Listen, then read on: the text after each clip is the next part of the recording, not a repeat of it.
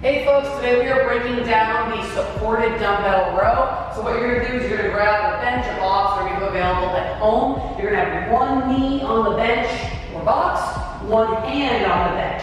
One thing we're really looking for is we don't want this hand supported to really sag. Make sure you're getting a good reach through the bench. You're keeping a nice long torso and chest.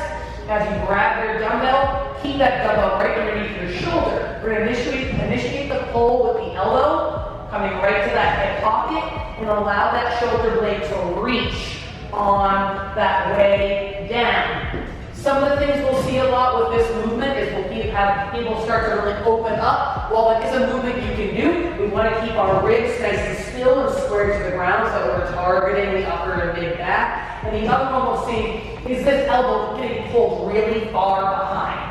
Try to choose an appropriate weight you can pull right to your hip with a good challenge, and again, allow that shoulder